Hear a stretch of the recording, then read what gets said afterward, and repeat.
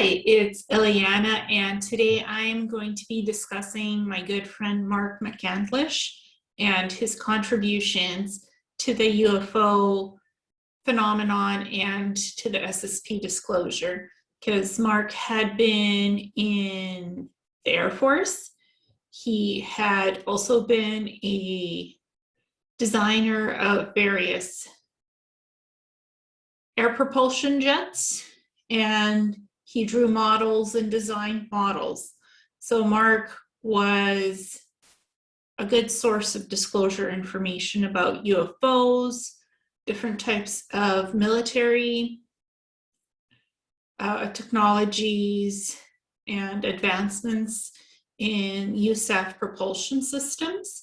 So, and Mark had also seen some of the reverse engineered designs, schematics of UFO vehicles. So we're going to be discussing his work and his contributions tonight about what he knew of UFOs and about the SSP. So I'm going to share first the conversation that I had with Mark in February of 2021. So I had known Mark since 2019, and recently I had sent him a text saying, "Hi Mark, have you seen this type of a craft? From what I can tell, it's the TR6 model." And I had seen this craft when I was living in South Surrey, near the Forest Edge community, and it was a triangular craft that was dark green, kind of a camouflagey dark green. And I know this is a TR6 model, and I drew a schematic of it. I had seen it at 7 p.m. in the evening. So it was in the night, and it was camouflaged because I saw it decloaking, and it appeared in the night sky right in front of me. I was just sitting outside, relaxing. It was a nice sunny July evening at 7 p.m. and this dematerialized, and I saw it. And it has camouflage and cloaking capabilities. So this is basically the best render that I could do of it to share with Mark, and to see what he would say, what his expertise was. And it was flying quite fast, so I couldn't get on my cell phone. I had my cell phone out with me. I couldn't really get a good video of it because it flashed in and out so quickly, but I was able to draw it. And so I received a response from Mark in February 18th, 2021. He said, "I have a friend who saw something like this at very close range a few years ago in a little community southwest of Reading where I live.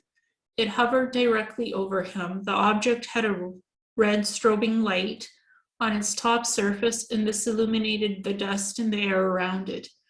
Even though the craft was completely cloaked and looking invisible, the strobe light silhouetted the shape of the craft above him. The shape was similar to your drawing, but was more of an equilateral triangle without the small protrusion at the back end.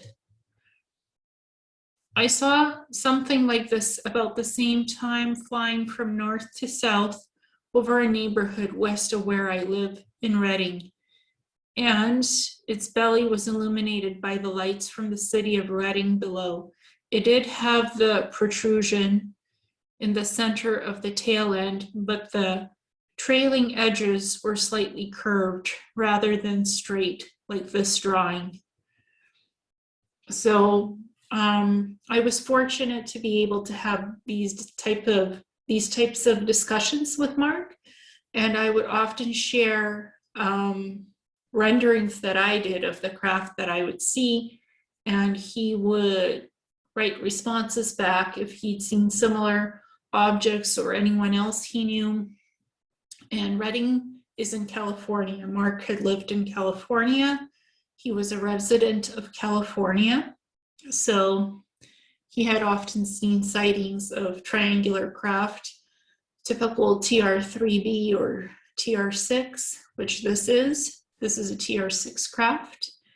So this is kind of what I had shared with Mark off and on, this type of information about crafts. And he knew that I was an SSP asset and ET contactee and an experiencer. So he knew my full story, who I was. And we'd have these wonderful conversations. We had talked on the phone several times. So we had phone conversations and we were texting back and forth. So this is the last text that I had with Mark about the UFO phenomenon. And then I also talked to him a bit in March 2021. He was in good spirits. He was in good health. He was just a beautiful soul to know.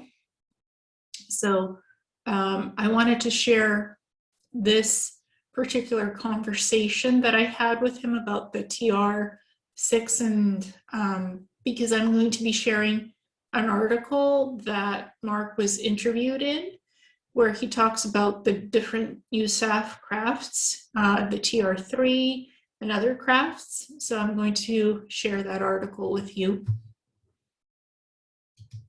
because it's a very interesting article that highlights Mark's expertise concerning UFOs and the SSP phenomenon.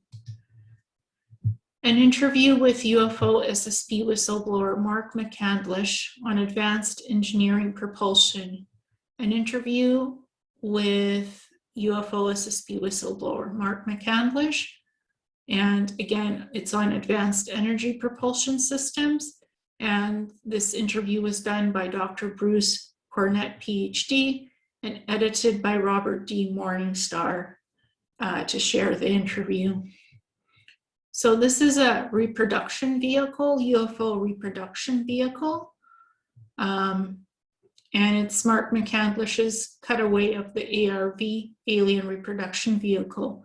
So Mark drew what the reproduction vehicle looked like, what he and others had seen of these UFO vehicles that were reproduced in the various USAF bases here on Earth. So, and the author goes to say, I heard Mark give a talk at APAC, Alternative Engineering Propulsion Conference hosted by Tim Ventura. I fear that his death at age 68 on 13th April 2021 was premature. And that's referring to Mark McCandlish's untimely death. Was Mark exposing too much? Mark McCandlish wrote to me on Messenger on 7th July 2020 about the tic-tac that a friend of his saw aloft multiple times between Redding, where I live here in Northern California, and the state capital, Sacramento.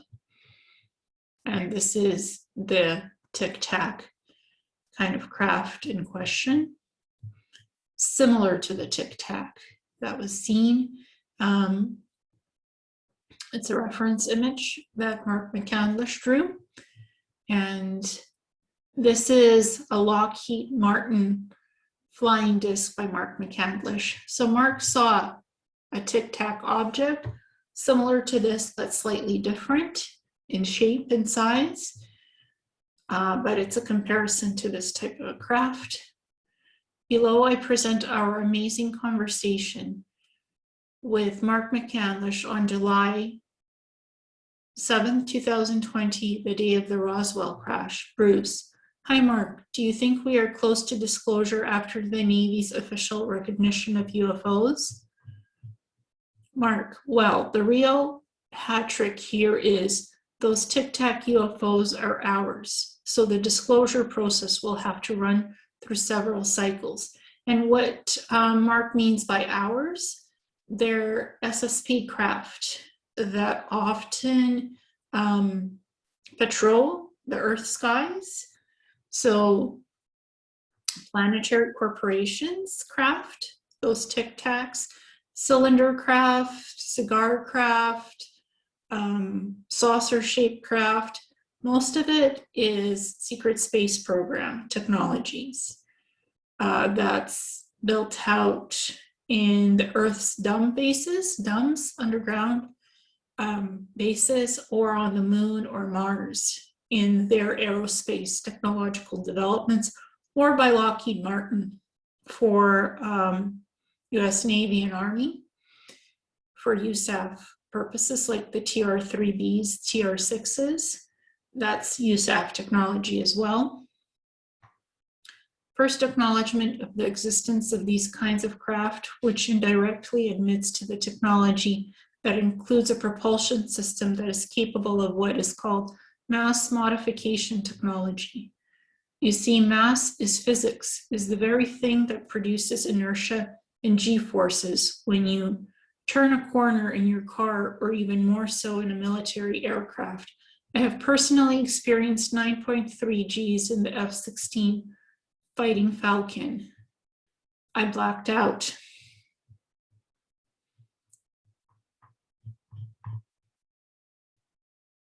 Mixing It Up at 9 Gs by Mark McCandlish.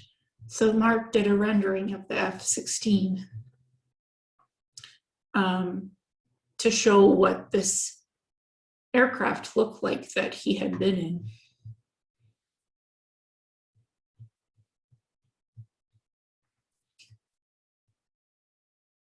The experienced Arizona Air National Guard pilot was unfazed by the experience itself. If you can modify the mass of an aircraft, in other words, make it somewhat less massive, it means that the craft and its pilot or crew can withstand much higher turn rates without experiencing something in excess of 9 Gs. Some trained observers have stated that these tic-tac UFOs made turns that would produce G-forces in excess of 22 Gs. Deadly, but not so if you can modify the mass and make it far less. The second phase of UFO disclosure is admitting that we have the technology, but this in turn implies very strongly that we back engineered it from UFOs that crashed many decades ago, like the Roswell incident in 1947 and others before it and later. I've seen evidence that we had possession and an understanding of such alien technology since at least the mid-1960s, all very highly classified, of course. And the third phase of UFO SSP secret space program disclosure would be that, well, yes, we did back engineer the technology from UFO crash recoveries, and yes, there is alien life out there in the cosmos, and it has been coming to Earth for many centuries, perhaps millennia, and some of it isn't friendly.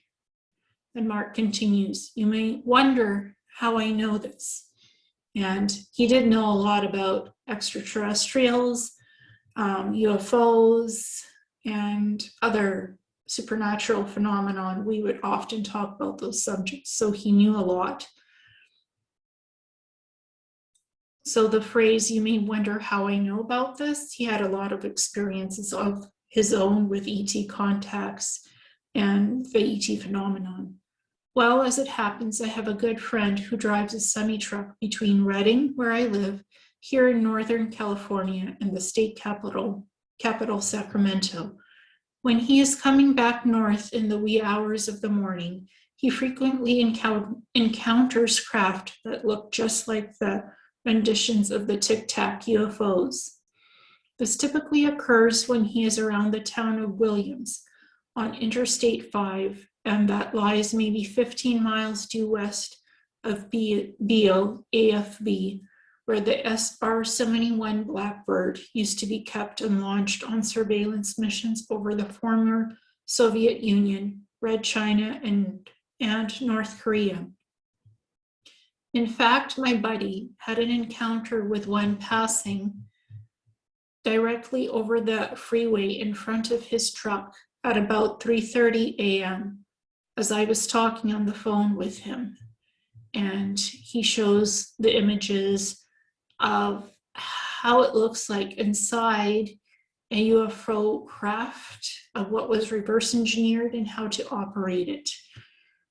When it's in hover mode, so there are chairs and there are some type of adjustment spheres that are used to tilt the chairs. And this is the ARV flight controls by Mark McCandlish. Alien reproduction vehicles. And then the interview goes on with Bruce asking Mark things and talking to him. Thank you, Mark, for such a detailed explanation. The term alliance is used today to refer to those supporting the Space Force. Could this alliance be between humans and non-humans who are building ARVs for both military and alien use? They provide technology.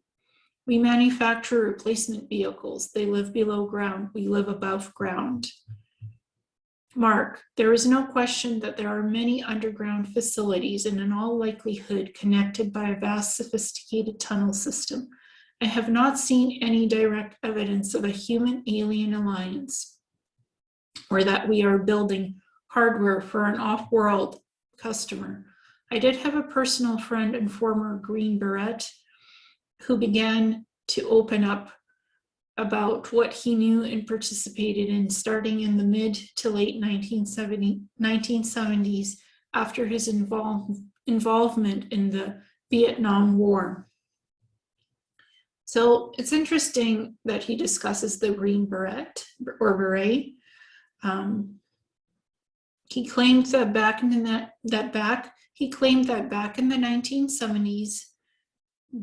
1970s, the US military had figured out how to move through time and space, a kind of time-space teleportation system. They could go just about anywhere or anytime you can imagine.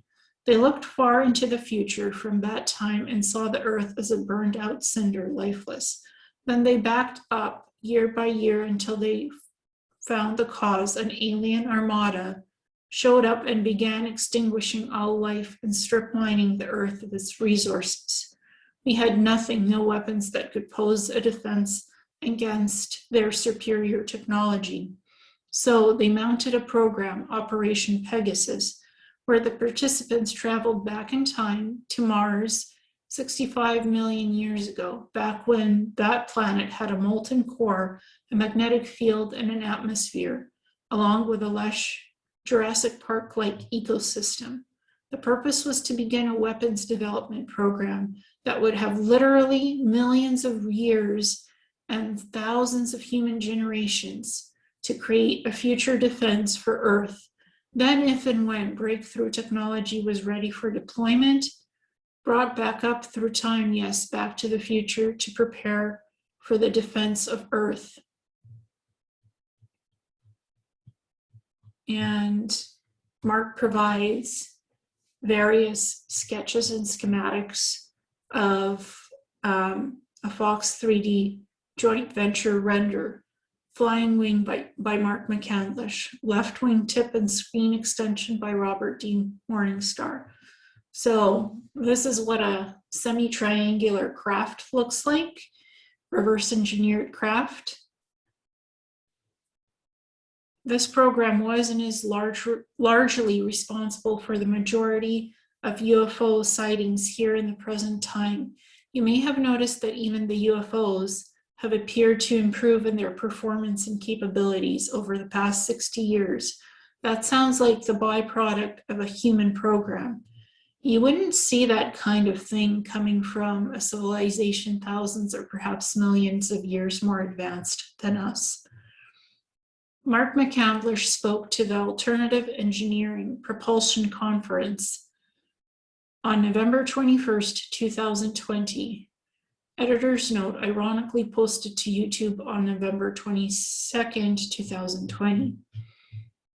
In the midst of all this, the military forgot one thing, that the humans that went back millions of years to develop weapons would themselves evolve over time to become a more intelligent, spiritual, and psychically capable being. telepathy, telekinesis, healing injuries on others. The list goes on and on. In the end, it may be that the human mind itself, in its most advanced form, is the greatest weapon we could ever hope for.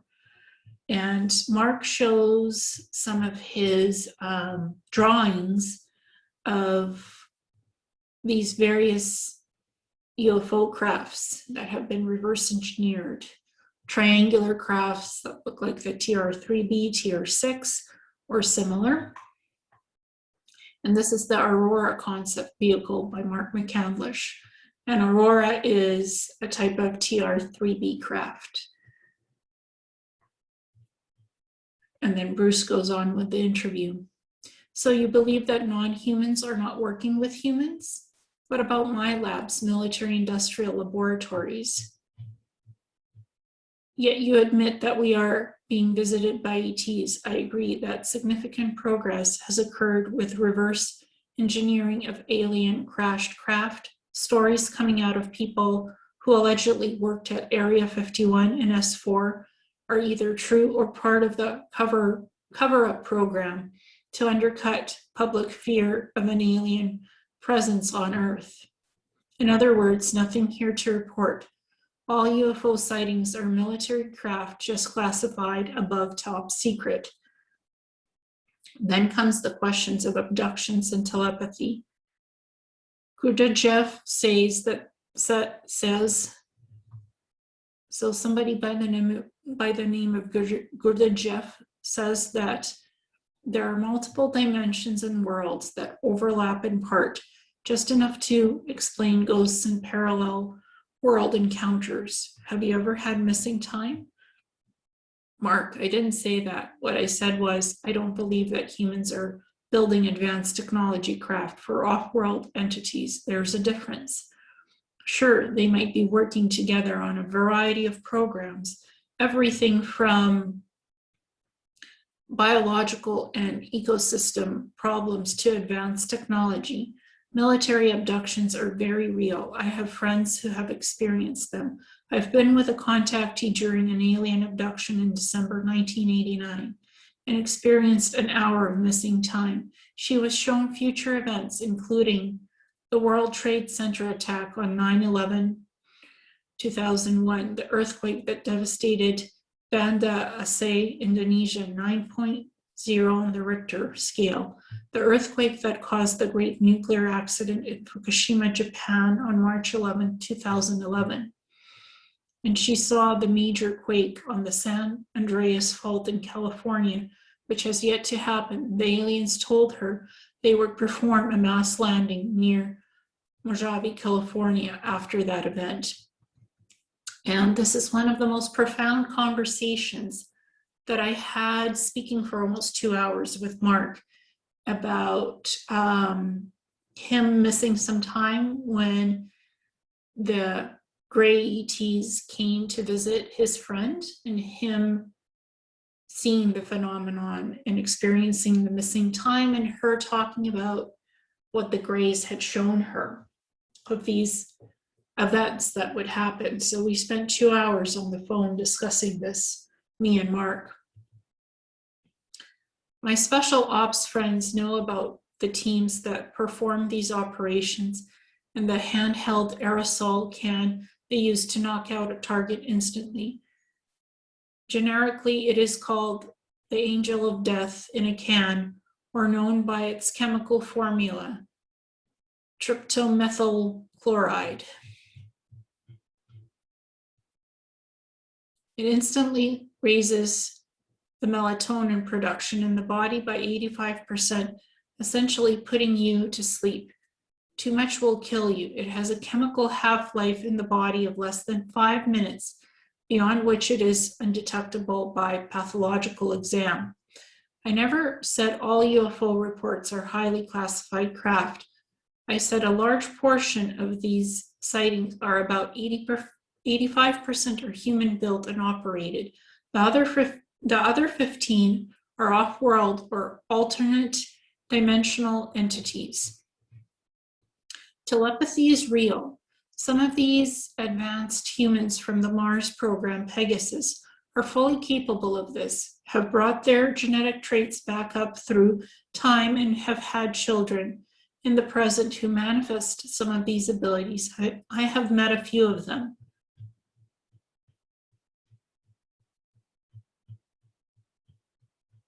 And here's another picture of the Aurora craft, ARV and hovercraft by Mark McCandlish. Telepathy, healing, or killing at a distance, telekinesis. A friend of mine was tasked with killing the last leader of North Korea, Kim Jong-il, by stopping his heart.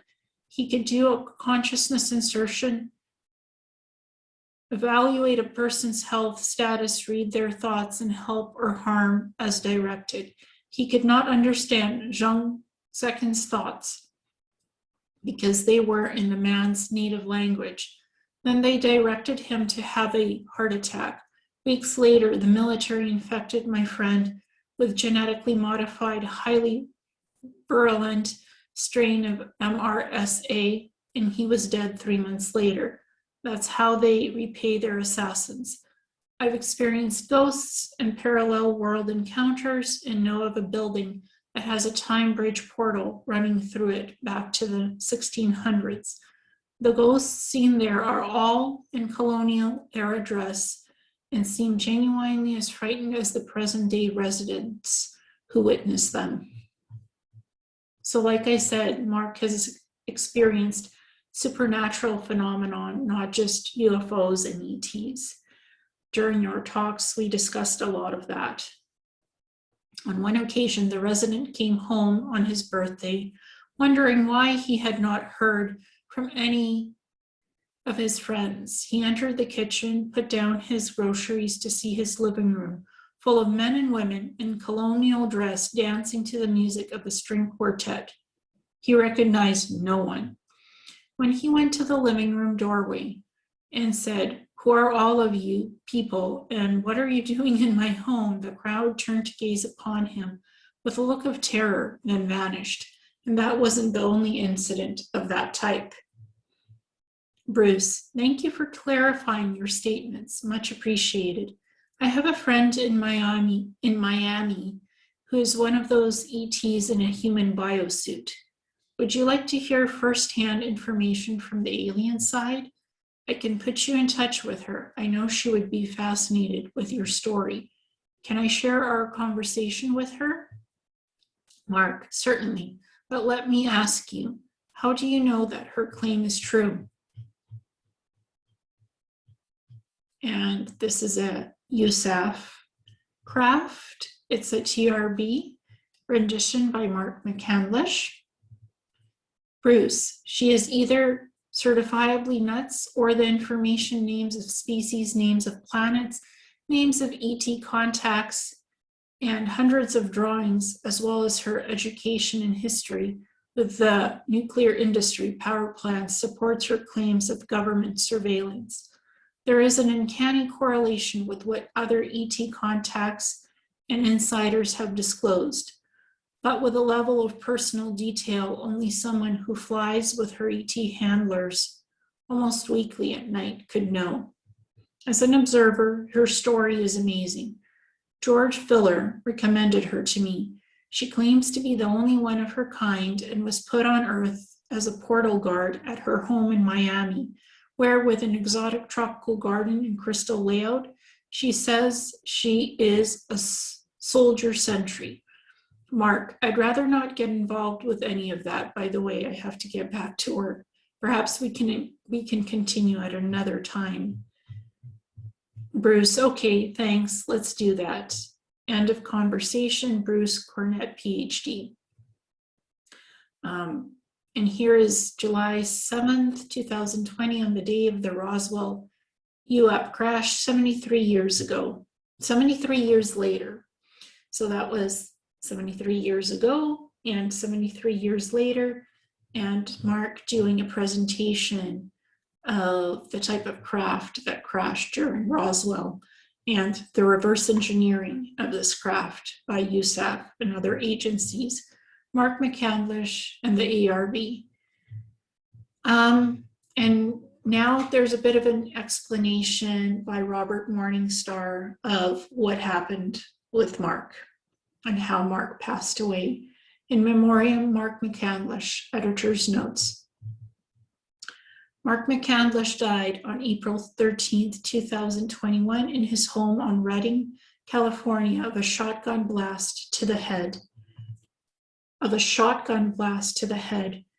Now, I've known Mark since 2019. He was a very stable individual. He was always balanced, centered. He was very alert. He wasn't suicidal. Mark was a lovely individual. He loved life. He was always interested in exploring UFOs. He was interested in hearing people's stories without judgment. So I don't really believe that Mark committed suicide. I had a feeling that I needed to speak to Mark in April. I just had a feeling. But I was busy and I didn't text him. I should have texted him, but I didn't. So when I found out about his passing, I psychically contacted him on the other side, and I saw him piloting UFOs happily. He looked like a young man with brownish black hair, these piercing gray eyes, and he was smiling. And I asked him, "Are you okay on the other side?" Because I'm a psychic. And he said, "Yes, I'm very happy where I am. I'm finally experiencing piloting UFOs." And I asked him, "Why did you pass away so early? Like, what happened?" And he said, "It wasn't my time to leave the planet. I wasn't ready to leave." And he told me that he had pulmonary lung failure and a heart attack.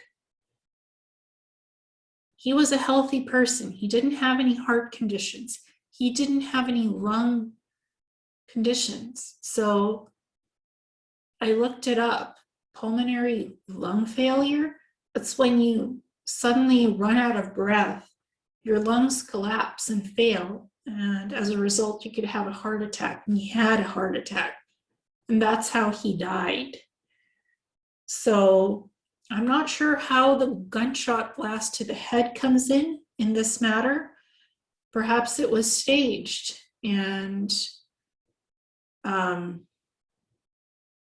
it feels to me, when I had several conversations with him when he was alive, he said he had felt like somebody was following him.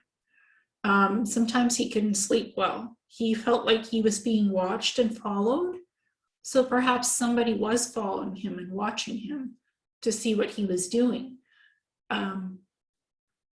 Because this unfortunate passing, that wasn't like Mark. He was not suicidal. He wasn't planning to leave the earth. He was full of life. He was healthy. So I'm not sure how this pulmonary lung failure and heart attack was caused, because he didn't have those health issues. But that's what he said, and how his life suddenly ended.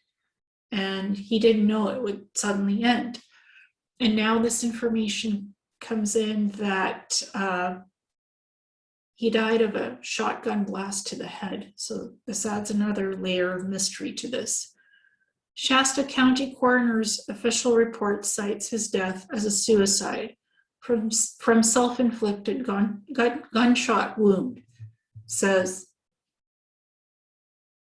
that his death is cited as a suicide from self-inflicted gunshot wound.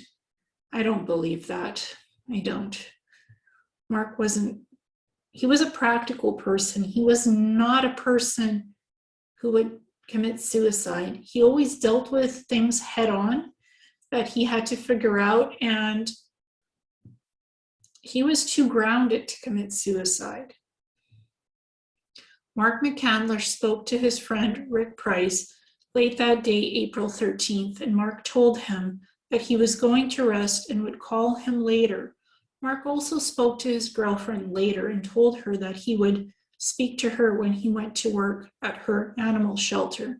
When Mark did not show up for work and he failed to call her, Mark's girlfriend, who had a key to his home, went there to look for him and found his body dead from a gunshot wound to his head. A colleague of Mark McCandlish, a member of a UFO SSP disclosure group with which Mark McCandlish was associated, wrote on May 10th, 2021, regarding Mark McCandlish's suicide with gunshot blast to his head. He was going to testify for Senate UFO UAP meeting in June. This testimony would have destroyed the "we haven't made much progress" narrative. Also, the one who showed the Tic Tac was actually UFO SSP drone. That would also destroy that narrative. Came out and reversed and said he made it up. Mark probably didn't go along. It's an agenda. It's complicated for sure. Robert D. Morningstar, editor, publisher of the UFO Spotlight, a friend and colleague of Mark McCandlish since the June 2014 secret space program Breakaway Civilization Conference that was held in San Francisco, and Rick Price, a close friend for more than 20 years, who was one of the last people to speak to Mark McCandlish, find that conclusion dubious, doubt the official story, and reject that conclusion. Finally, it has been reported by one official that several federal agencies are investigating the death of Mark McCandlish. If Mark's death was in fact just a suicide, the editor asks, why should further investigations by multiple agencies of the US government be necessary?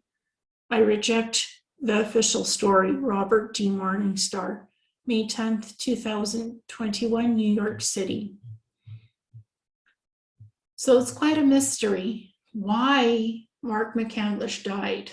What's the real cause of death and what was going on in his life? And nobody really talked about his death when it happened in April. There was just an obituary announcement that he passed away at 68 years old in Redding, California, and that was it.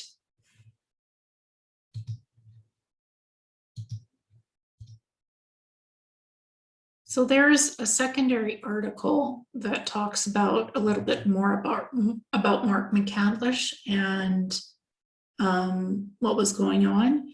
And it's called The Sad and Mysterious Death of Ufologist Mark McCandlish. And this was written by Joseph P. Farrell. We lead off this week's blogs with a story I did not want to write, much less even hear about. And the story is already a few weeks old, but only now does there appear to be enough information to justify a blog about it.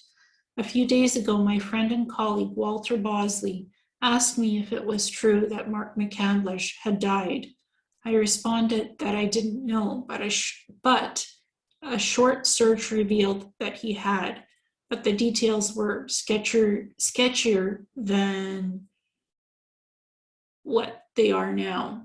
And when I found out about Mark's passing, I had gone to his Facebook page to actually try and write something to him. And then I saw many of his friends writing that he had unfortunately passed away. And I found that rather weird because, again, Mark lived his life to his fullest. He was a beautiful person. He was not suicidal. I don't believe he was suicidal. This hit uncomfortably close to home because having known about Mark and his UFO work, particularly in regards to the vehicle he made famous, the so-called alien recovery vehicle, or sometimes alien reconstruction vehicle, ARV. I first met him when he was a fellow speaker at the 2014 San Mateo Secret Space Program Conference. His presentation was on that very subject, and the details he disclosed were of great interest to me because many of them were dovetailed, because many of them dovetailed with my own speculations about hidden physics and technology. One can imagine that when I heard of Mr. McCandlish's death a little over a month ago, I was saddened and immediately suspicious. One of the things that he talked about during his talks at the conference was how complicated and difficult his life had become since entering the UFO field with his detailed drawings. Also present at the conference was Robert Morningstar, who was also a speaker and who has now gathered and presented the following information. You can see one of Mr. McCandlish's drawings of the ARV and the high quality of his work in this presentation. And this is the article I just talked about, an interview with UFO SSP whistleblower Mark McCandlish on advanced engineering propulsion. What's notable in the articles and interviews presented by Mr. Morningstar is that Mr. McCandlish thought that many of the recent popular UFO flaps were really about hidden technology that we humans possessed and possess to this day. Also of interest to this site's readers is Mr. McCandlish's belief that non-terrestrial intelligent life has been visiting this planet for a very long time, perhaps millennia, and more interestingly, some of it isn't friendly, a view that accords in some respects with my own regarding the assumed friendliness of the alleged visitors. As for the human basis for this alleged hidden technology, McCandlish also believed that there was a vast underground infrastructure supporting its development and maintenance.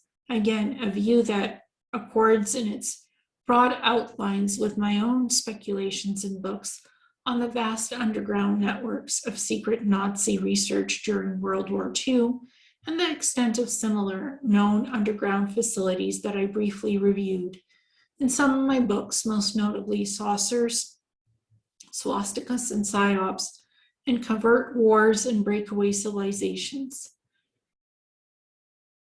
And there's the comments that I discussed in the previous article, and I'm going to reread this.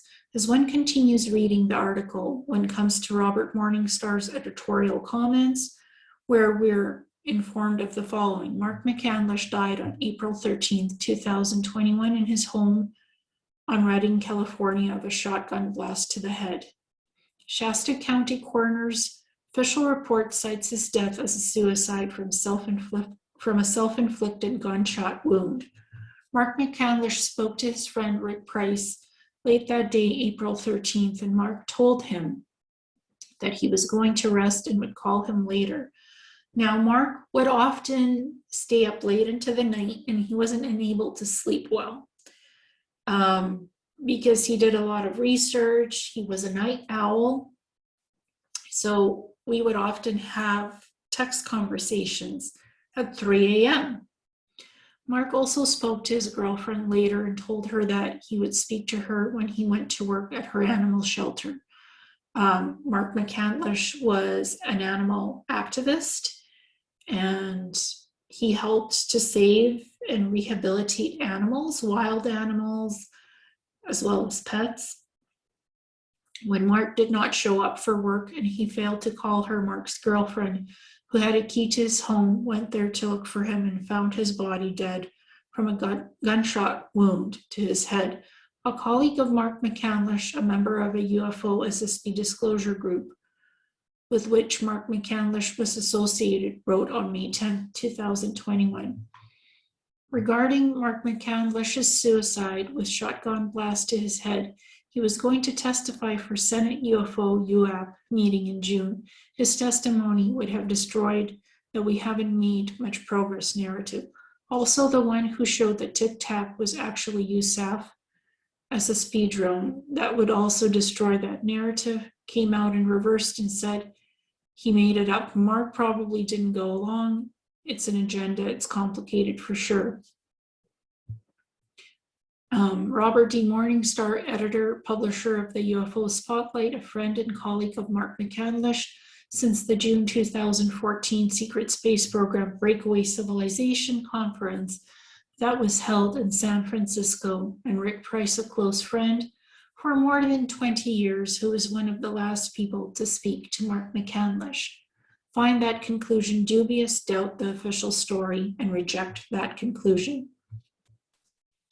Finally, it has been reported by one official, several federal agencies are investigating the death of Mark McCandlish. If Mark's death was in fact just a suicide, the editor asks, why should further investigations by multiple agencies of the US government be necessary? I reject the official story, and I reject the official story as well. I don't for 1 minute believe that Mark McCandlish killed himself with a gun, shooting himself in the head. I don't believe that for 1 minute. Mark was a very sensible person. He wasn't suicidal, and I don't think he committed suicide. Now, to be sure, I did not know Mr. McCandlish well. Our contact at the 2014 Secret Space Program conference was limited, and we had only passing and occasional contact since then. But what little I knew of him persuades me that he just was not the type to commit suicide, much less by a gunshot to the head. Now, all of Mark's friends are bewildered by the news that he killed himself with a gunshot wound to his head with a gun, much less. This is shocking, bewildering news. I don't believe it. What is of interest is Mr. Morningstar's editorial comments. However, is the statement that Mr. McCandlish was allegedly scheduled to testify to a U.S. Senate meeting on UFOs and UAPs, the new term for UFOs, unidentified aerial phenomenon, next month. I'm reminded of another such convenient death, that of George D. Mochran's child, who also allegedly committed suicide by shotgun mere days before his scheduled appearance to the 1970s Committee on Assassinations to testify about what he knew of the JFK assassination, which, if one digs long enough, may also have had a UFO connection. That does not prove anything regarding McCandlish's sad demise, but Morningstar does raise the relevant question. If there is nothing suspicious about McCandlish's death, why should further investigations by multiple agencies of the US government be necessary? Perhaps such investigations are routine in such cases, but when one reads of the last hours of Mr. McCandlish, one thing that clearly emerges is that they do not sound like a man in a suicidal frame of mind. I too reject the official story. Why would anyone want to murder Mr. McCandlish? I do not know. But the details in the articles posted by Morningstar do point in a couple of directions. Number one, that underground breakaway civilization itself, that the underground breakaway civilization, again, breakaway civilization itself, anxious to keep its secrets, and to another peculiar detail that is revealed in the article, namely McCandlish's belief that he had been in contact with someone claiming to be an extraterrestrial among us in a human biosuit, in disguise, as it were, and reminiscent of the old science fiction television series V and its more recent remake, and 3, McCandlish's statements that telekinetic murder, for want of a better expression, was not only possible, but that had been carried out by North Korea's previous leader. What is odd to contemplate here is that the first of these alternatives is the one where there are the most publicly known details. It's the last two that are of greater interest, and had McCandlish come into possession of details that tended to corroborate either, then there would be powerful motivation by the parties involved to keep those details secret. Indeed, I've speculated many times about the second possibility, and the claims about the third have been echoed by other people. So the bottom line for me is, once again, I too reject the official story. See you on the flip side. So this raises some very important questions by Joseph P. Farrell, that it doesn't make sense why Mark McCandlish would suddenly kill himself by suicide by using a gun for a gunshot wound to the head that killed him. That doesn't make any sense. He wasn't suicidal. In all the conversations and texts that I shared with him, he was a very grounded, centered person, and there was just no evidence that he would commit suicide, zero. So this doesn't make any sense of why this happened to Mark. He still had a long life ahead of him. He had a home, he had loved ones, he had a job. So this didn't make any sense why this happened. Thank you.